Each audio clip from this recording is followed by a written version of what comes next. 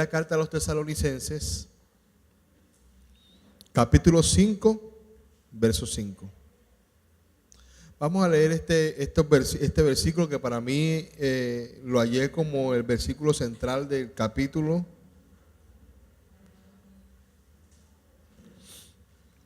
Creo que lo leamos en el nombre del Padre, del Hijo y del Espíritu Santo. Primera carta a los Tesalonicenses. Está después de Mateo, antes de Apocalipsis. Búsquelo. Punto medio está antes de los Hebreos. ¿Listo? ¿Ya lo tienen? Bueno, leemos el nombre del Padre, del Hijo y del Espíritu Santo. Porque todos vosotros sois hijos ¿de qué? E hijos del día. No somos de la noche ni de las tinieblas. Por tanto, no durmamos como los demás. No durmamos como los demás, sino velemos y seamos sobrios. Padre, gracias por tu presencia, por tu palabra. En esta hora, Señor, queremos disfrutar de esta palabra, Señor, que tú nos traes hoy. Este alimento, Señor, que tú nos regalas para este domingo, Señor. Te pedimos que nos hables, nos instruyas en justicia, Señor, y nos lleves, Señor, al objetivo que tú quieres llevarnos, Padre. En el nombre del Padre, del Hijo y del Espíritu Santo. Amén y amén. Bueno, aquí tenemos un versículo bastante fuerte para nuestras vidas y bastante emotivo. Dice que somos ¿qué? ¿Hijos de quién? Hijos de luz. De luz. E hijos del día. Por lo tanto, no somos de la noche ni de las tinieblas. Es una comparación acerca de las personas. Quiere decir que hay personas que son hijos de la luz y del día y otros que son hijos de la noche e hijos de las tinieblas. Por lo tanto, si somos hijos de luz, se nos está hablando a nosotros, los que hemos creído, no podemos dormir como los demás duermen, sino que nuestro objetivo y nuestra misión en la vida es ¿qué cosa?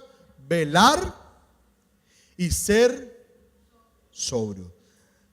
Velar y ser sobrios. Bueno, ¿por qué este capítulo, lógicamente, este versículo está en un capítulo bastante delicioso? Cuando lo leí, a mí me encanta leer estos capítulos, estas cartas, porque traen mucha revelación, traen iluminación y hay cosas que nos sorprenden. Pero aquí Pablo empieza diciendo lo siguiente en el versículo 1. Empieza recitando al mismo Jesucristo. Jesús dijo estas palabras: pero acerca de los tiempos y de las ocasiones no tenéis necesidad, hermanos, de que yo os escriba. Porque vosotros sabéis perfectamente que el día del Señor vendrá así como ladrón en la noche, que cuando digan paz y seguridad, entonces vendrá sobre ellos destrucción repentina, como los dolores a la mujer encinta, y no escaparán. Pablo recita a Jesús. Jesús dijo esto en Mateo y él lo recita. ¿Qué pasa? Que si vemos, está refiriendo a qué tiempos, acerca de qué cosas. Versículos anteriores narra de cómo una revelación muy especial que Dios le dio a Pablo.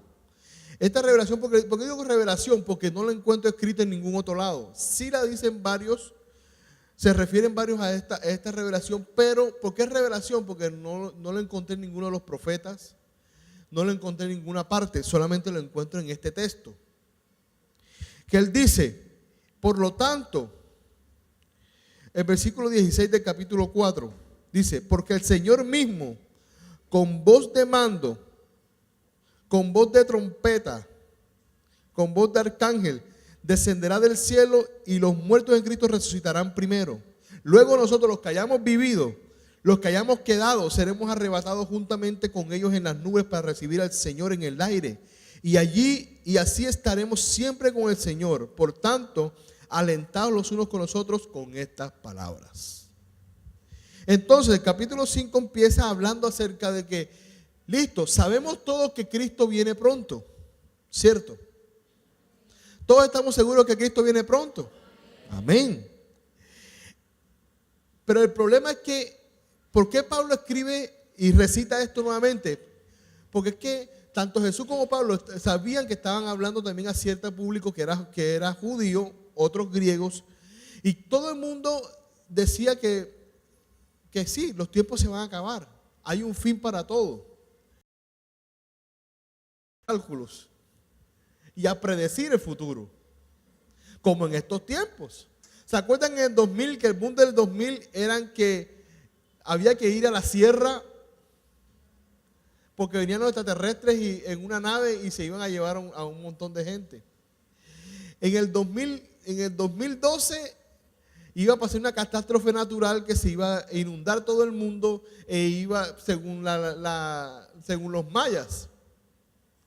Después, según un montón de teorías finalistas del universo y del mundo, hay un montón de teorías y cada año va a salir una teoría nueva, que venía un meteorito e iba a acabar el mundo. Que los que contando los años de la Biblia y los números de la Biblia podemos predecir que Jesucristo viene en tal tiempo. Eso no es embuste, eso es mentira. ¿Sabe por qué? Porque el mismo Jesús dijo que nadie sabe ni el día ni la hora. Si Jesús le dijo, ¿a quién le creemos? ¿A Jesús o a todos los demás? Vamos empezando bien. Entonces, como la Biblia dice que nadie sabe ni el día ni la hora, entonces Pablo recuerda esto. No puedo escribir acerca de los tiempos, no es necesario. Aunque todo el mundo quiere saber cuándo va a ser. El problema es que si usted sabe cuándo va a ser, entraría en desesperación y en caos. ¿Por qué razón? Si yo te lanzo la pregunta hoy, si yo te lanzo esta pregunta, si Jesucristo te revelara o nos revelara aquí en voz audible o en alguna cosa, o viniera una mano así como cuando le escribieron a Daniel, y una mano así y escribe en la pared: yo vengo el 20 de enero del 2019. Ojo, es una prueba verídica, una mano invisible escribiendo en fuego en la pared, no. O una cosa, o una voz audible entró en la voz de trompeta: yo vengo en el año 2019, el 20 de enero. ¿Usted qué haría? ¿Usted qué haría? ¿Ah? Me preparo, dicen por allá. ¿Usted qué más haría?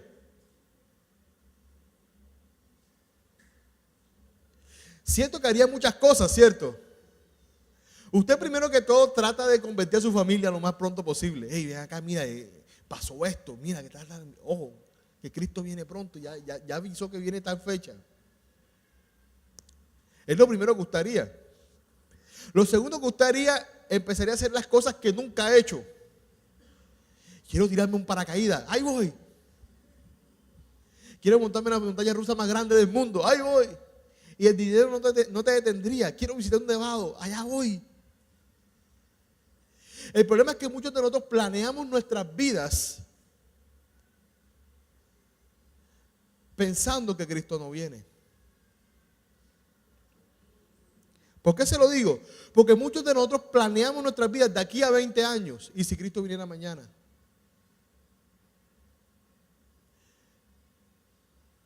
Otros ni siquiera planean su vida. Ni siquiera hacen planes. También creyendo que Cristo no viene pronto. Porque tanto como el que planea a fechas muy futuras, como el que no planea, está pensando que la vida es de él y hasta ahí llegó todo. El problema es que tú tienes un propósito más grande.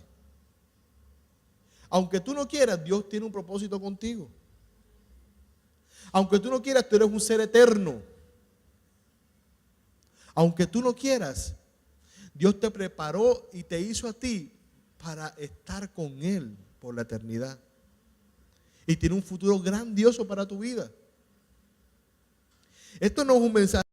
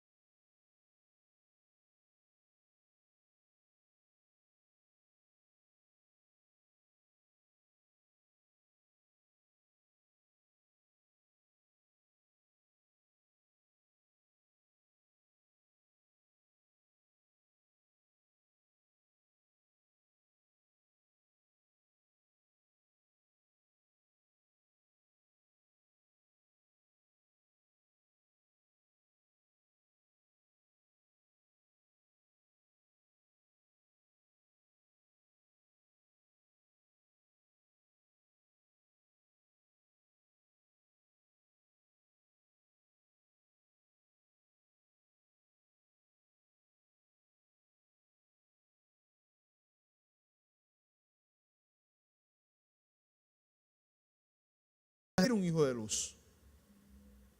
Porque usted ve ahí, hijo de luz, pero entonces, ¿qué me pide el Señor? ¿Cómo debo esperar al Señor?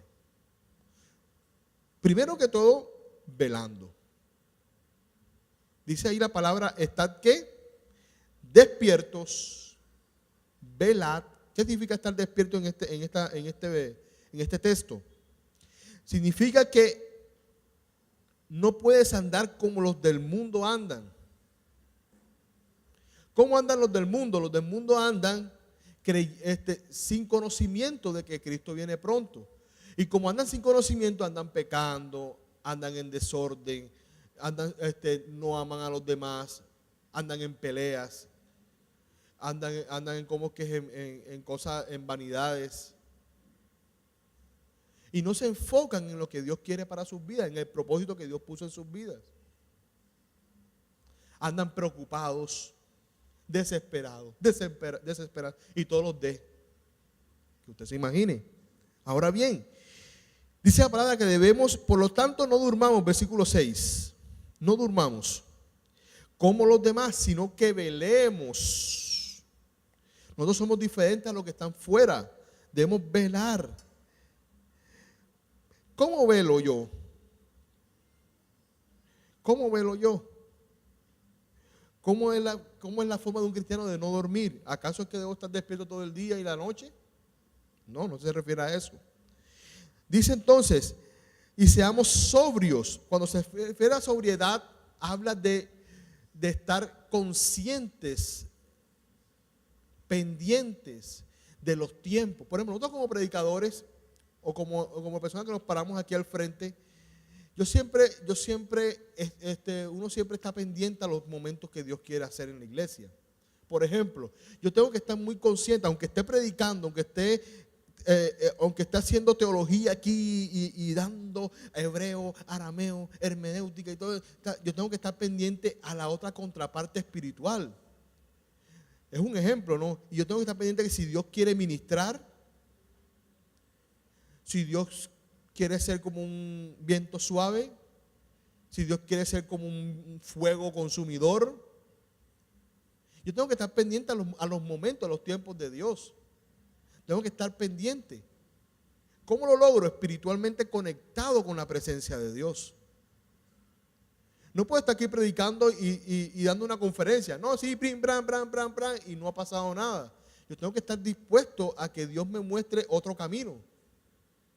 Yo tengo que estar dispuesto a que Dios me muestre otro mover. Yo puedo tener preparado y decir, muchachos, prepárenme esta canción porque creo que Dios se va a mover con eso. Pero tengo que estar pendiente si Dios quiere otra forma de hacerlo. ¿Sí me hago entender? Velad es algo parecido en sus vidas. Estar sobrio es algo muy parecido en sus vidas. Ustedes tienen que estar dispuestos a entender la voz de Dios en cada momento de sus vidas. ¿En qué negocio te debes meter? Pregúntale al Señor. Señor, ¿será que hago esto? ¿Hago esto otro? Pregúntale al Señor. Dios responde. Pero los hijos de la noche, los hijos de la luz, no quieren que Dios les ilumine su camino. Por eso no le preguntan a Dios nada. Ellos dan por hecho de que Dios les está guardando. Porque preguntarle a Dios no es decir, Señor, bendice este día, Señor, y que me vaya bien. O protégeme, virgencita, como los que van a robar. No. Estar sobrios significa estar conscientes a lo que Dios quiere decirte en cada momento. Dios siempre te quiere hablar, el problema es que nosotros no queremos escuchar. Pero los hijos de luz están pendientes a la voz de su pastor. Amén. Entonces, dice que debemos, ¿por qué razón? Porque los que duermen de noche duermen y los que se embriagan de noche se embriagan. Aquí refiriéndose acerca de los hijos del día y los hijos de la noche, ¿no? Pero nosotros que somos del día, seamos sobrios, habiéndonos vestido con la coraza de fe, de amor y con la esperanza de salvación como yelmo. ¿Con qué debemos protegernos entonces? ¿Con qué debemos protegernos para poder esperar al Señor? Debemos proteger nuestra vida con la coraza de fe. ¿Por qué razón? Porque muchas veces nuestra fe se ve inmersa en ciertas dudas que nos llevan después a la perdición. Tú puedes dudar de ciertas cosas, es verdad. Tú puedes dudar, ay, ¿será que el Señor me va a sanar? Claro que puedes dudar por eso. ¿Sabes por qué? Porque es que la duda viene por falta de palabra. Y a veces uno tiene que contrarrestar la duda con la palabra de Dios.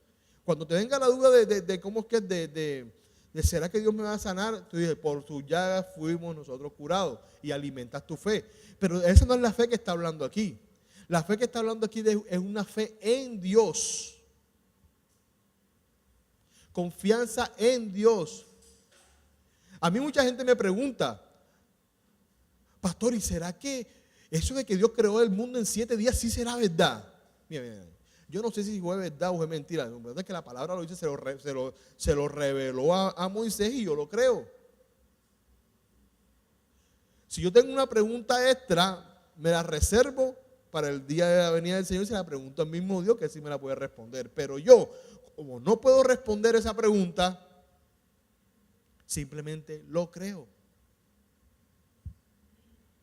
Porque si Dios es capaz de sanar un cáncer, entonces ¿por qué para Dios no va a ser posible hacer todo el universo en 7 días? Si queremos un Dios todopoderoso, ¿por qué voy a dudar de la creación? Por ejemplo, yo creo en un Dios poderoso. Yo creo que Dios fue capaz de abrir el mar para los egipcios, para los judíos. No lo hizo Moisés con la vara, no fue la vara.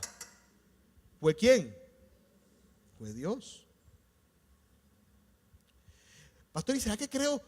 Hombre, eso que de los muros de Jericó, que con 7 vueltas se cayeron. Mire, el problema es que no fueron las 7 vueltas.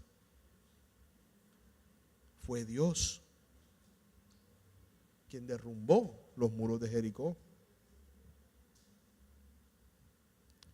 La historia de la Biblia no es acerca de los hombres que han hecho algo.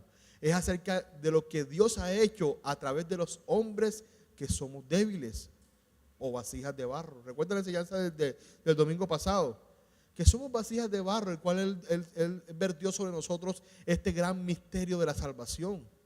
No nos los merecíamos, somos débiles, tal vez fracasados, pero Dios se plació en dar su salvación a nosotros, simples vasijas de barro. Y es lo mismo que hizo con Moisés, que hizo con David, que hizo con José, que hizo con todos los héroes de la Biblia. Hombres como tú y como yo, el cual decidieron vivir en luz y Dios los usó, pero fue Dios quien hizo todo. Entonces, ponerse uno a dudar, que es lo que hace el diablo, pum, pum, pum. No, dice, vestíos o protegeos con la coraza de ¿qué? ¡Pum! Fe. Mi hermano, no sé en qué tú creas, pero yo creo en que Dios sí es poderoso. Amén. No dude de Dios. Hay gente que se mete en unas dudas metódicas. ¿Será que Dios existe? No se pongan en eso. Porque así piensan los hijos de las tinieblas. Dios sí existe y punto. ¿Cómo existe? No tenemos ni idea. Preguntémonos cuando estemos allá. Amén. Pero protégete con la coraza de la fe. La fe es ilógica. La fe no se puede razonar. Porque cuando Dios nos pide fe a nosotros no podemos comprender eso. Cree por un hijo a una mujer estéril. No dice, Señor, ¿cómo va a hacer eso? Sara se rió.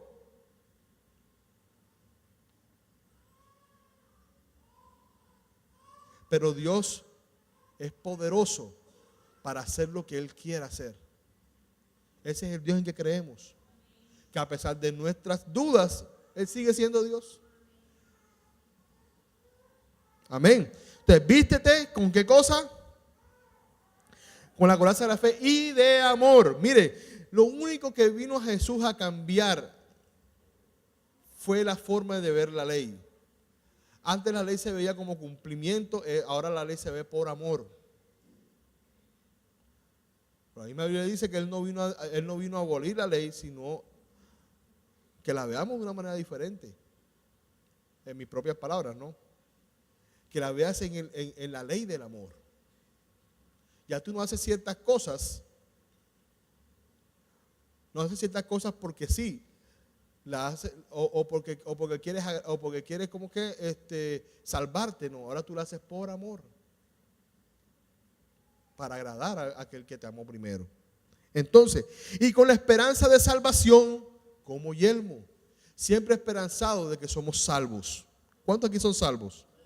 Diga conmigo, soy salvo y Cristo viene por mí. Diga conmigo fuerte, soy salvo y Cristo viene por mí. Amén. Porque no nos ha puesto Dios para ira, sino para alcanzar salvación por medio de nuestro Señor, quien murió por nosotros para que ya que velemos. Bueno, aquí el velar y dormir no es lo mismo que se refiere en los versículos anteriores, ¿oyeron? Esto se refiere, aquí la traducción es estando muertos o estando vivos, o sea, muertos de estirarte la pata y cositas así, ¿no? Que velemos o durmamos, vivamos juntamente con Él, ¿ya? Pablo también ya venía hablando acerca de esto, de que primero los que estamos muertos, los que murieron en Cristo resucitarán primero y los que vivimos también seremos llevados con Él. A eso se refiere, velemos o durmamos. Entonces, ¿qué debemos hacer para esperar al Señor? ¿O cómo debemos esperar al Señor?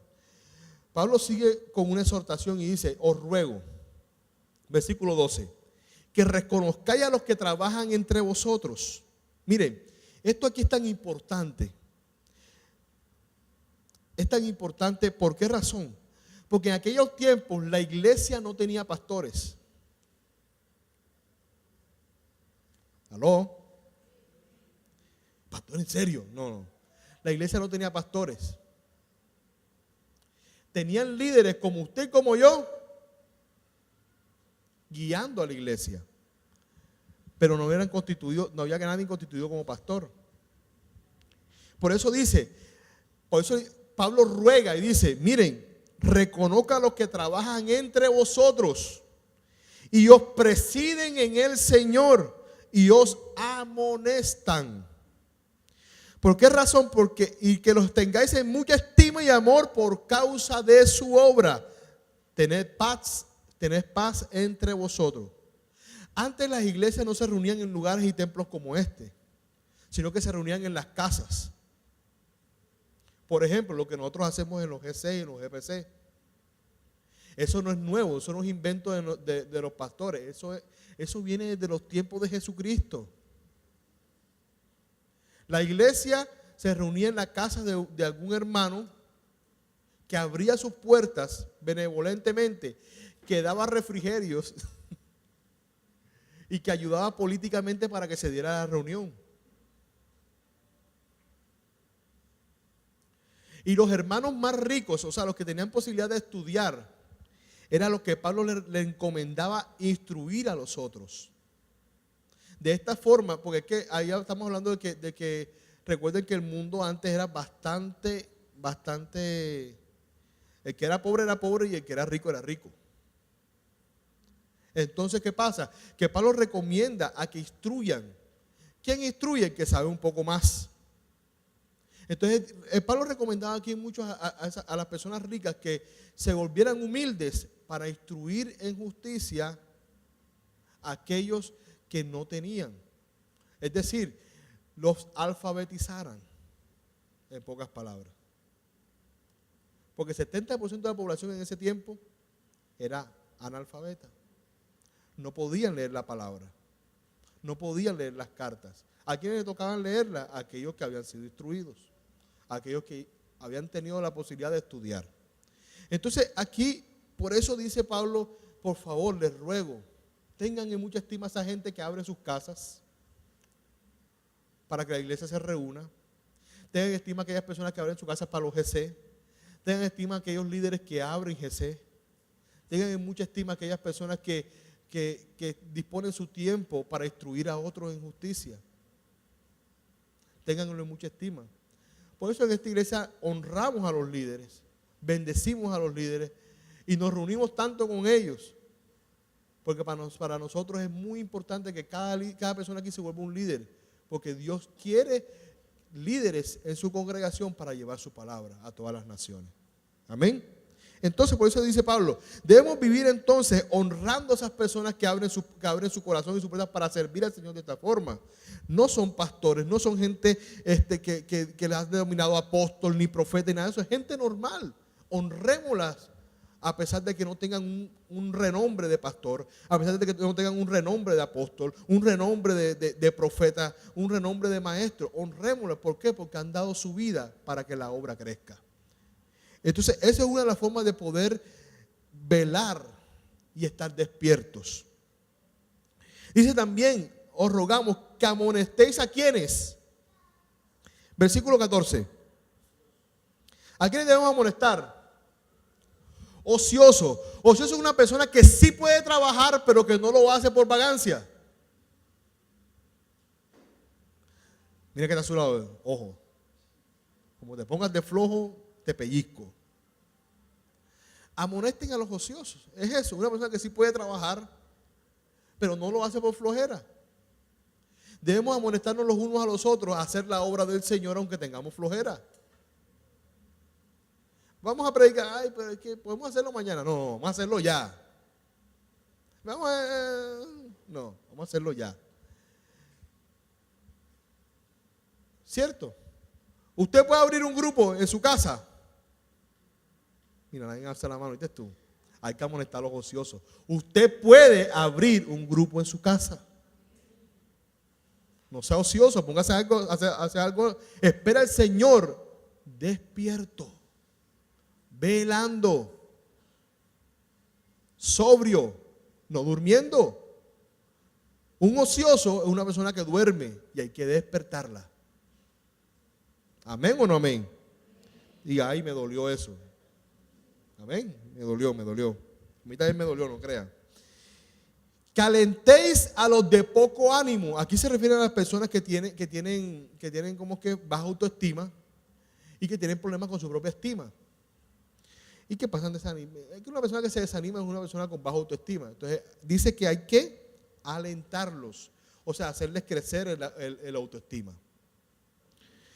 Que sostengáis a los débiles. Débiles se refiere a esas personas que realmente no o están enfermas o no pueden hacer algo por ellas mismas. Hay que sostenerlos. Aquí Pablo se refería más que todo a aquellas personas que tienen muchas riquezas y que sí pueden ayudar a personas que tienen menos riquezas o que realmente estaban pobres. Se refería también a eso. Se refería a aquellas personas que de pronto estaban desválidas por algún problema médico y que Pablo decía, es necesario que los sostengáis. Recuerda que en aquel tiempo las viudas también era algo complicado, había que sostener a las viudas. A los niños desamparados, había que adoptar niños desamparados.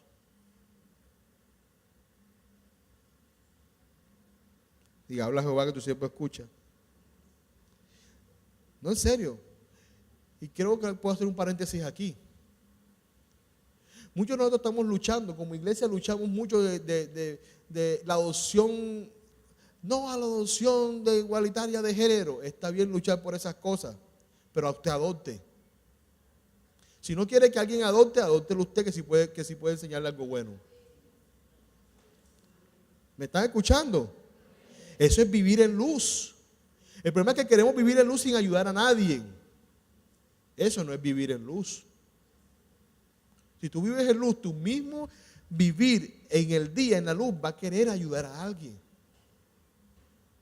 A mí me sorprenden los gringos. Yo veo un programa de gringos, hay una pareja que tiene casi como 12 hijos, si no es más, todos adoptados.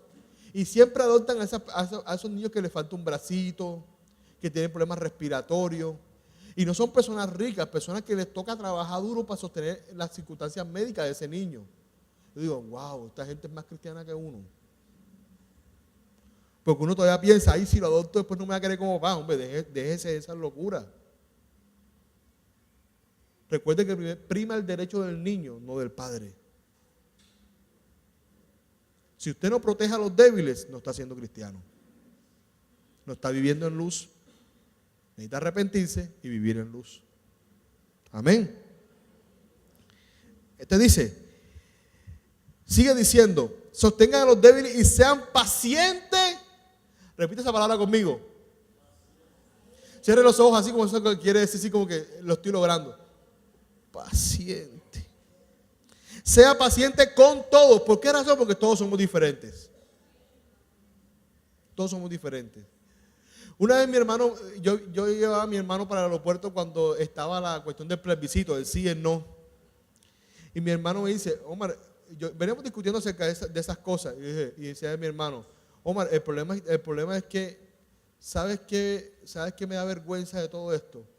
Que los cristianos perdimos en todo esto.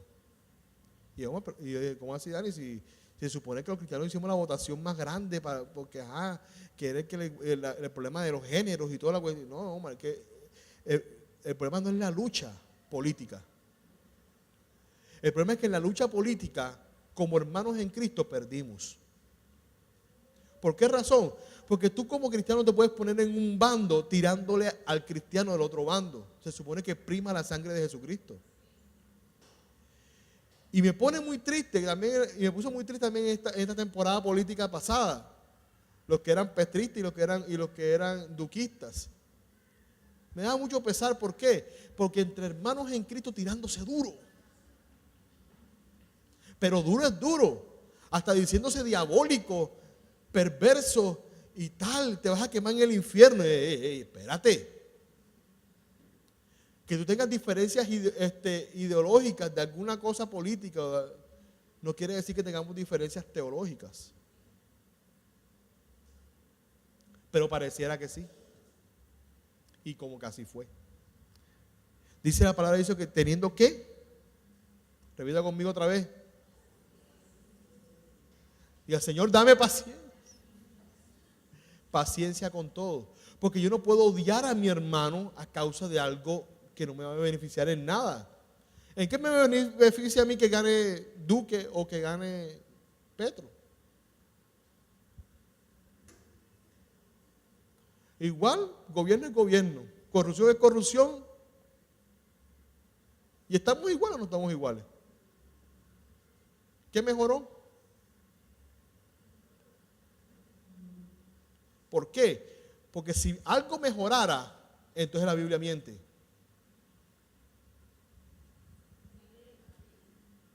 Porque en los postreros tiempos habrán hombres amadores de sí mismos que no tendrán misericordia.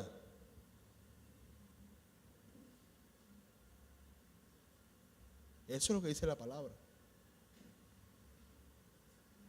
Si todo mejorara, Cristo no tendría que venir.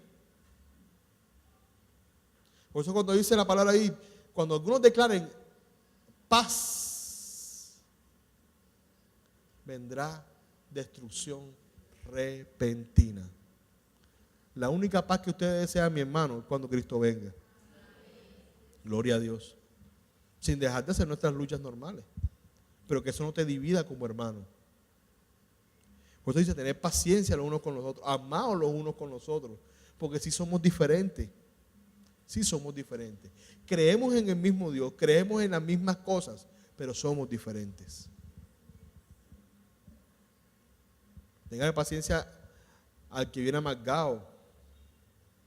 Téngale paciencia al que viene con la cara llena, la cara de limón, la cara como un peñón. Usted está rabioso, hermano. No. Ah, que tú eres así, tengo la cara. Téngale paciencia al hermano que es callado.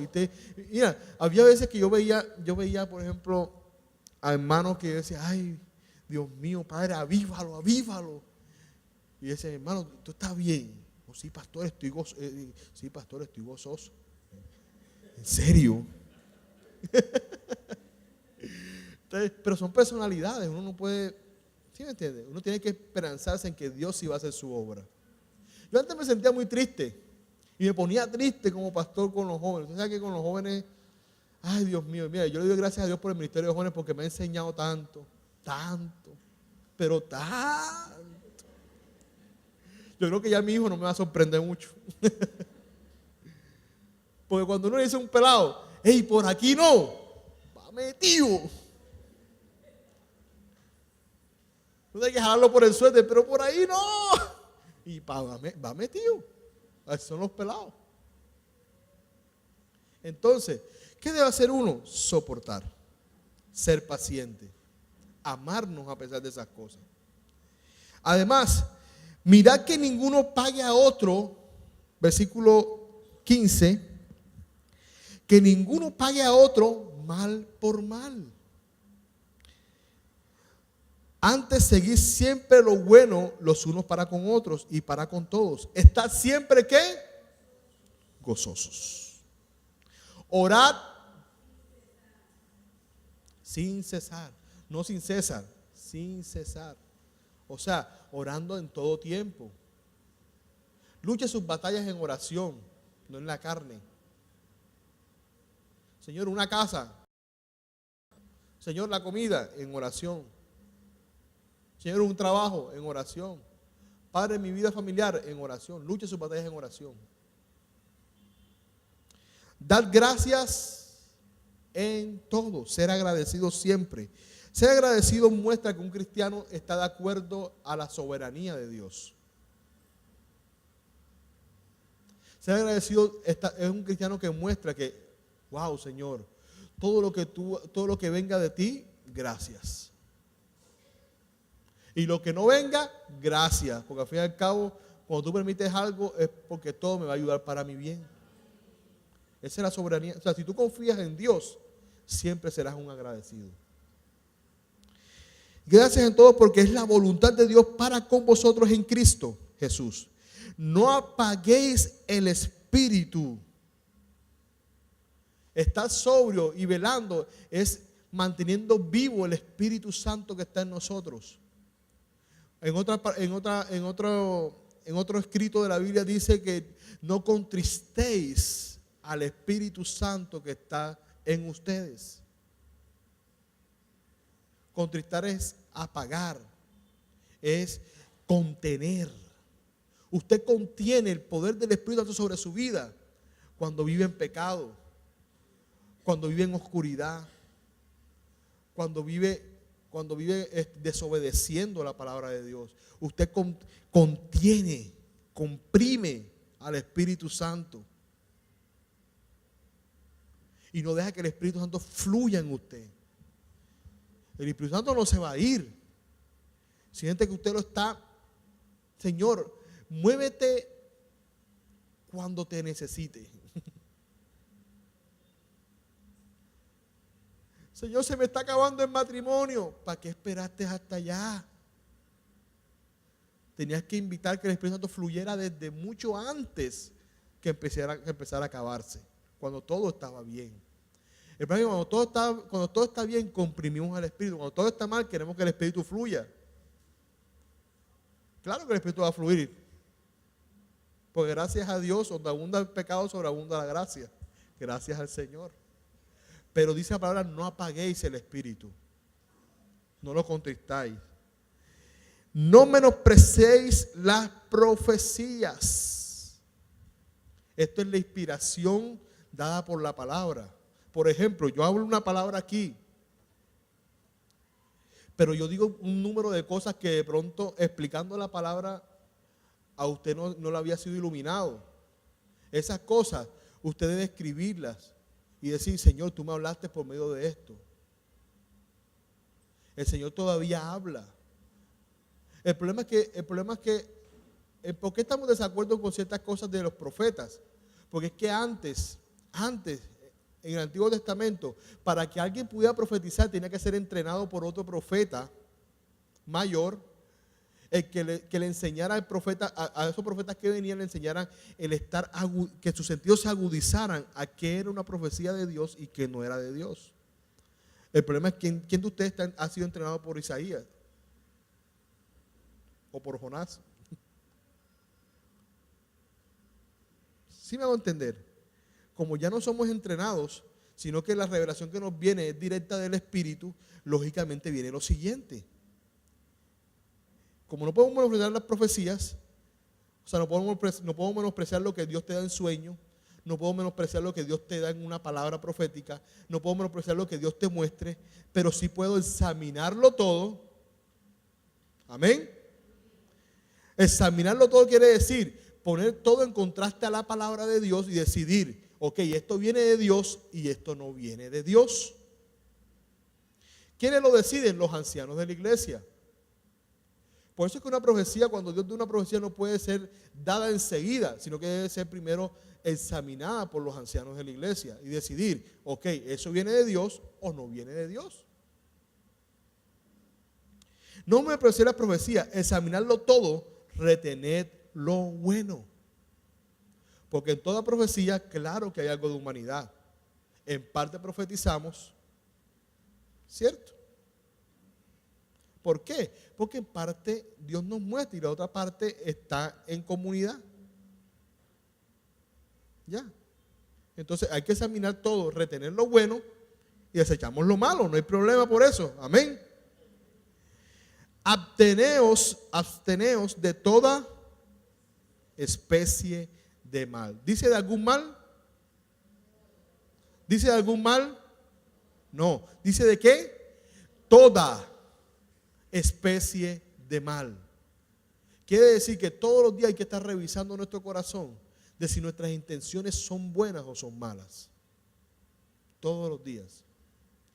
Porque hay que tener en cuenta que Cristo viene pronto.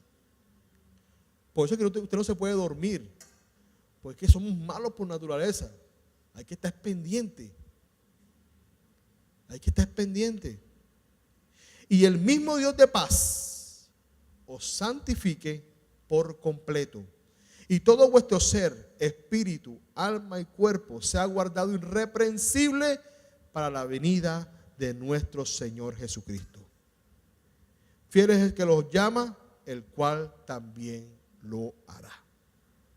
Entonces, termino la enseñanza hoy devolviéndote la pregunta una vez más. ¿De qué te arrepentirías si el Señor viene mañana?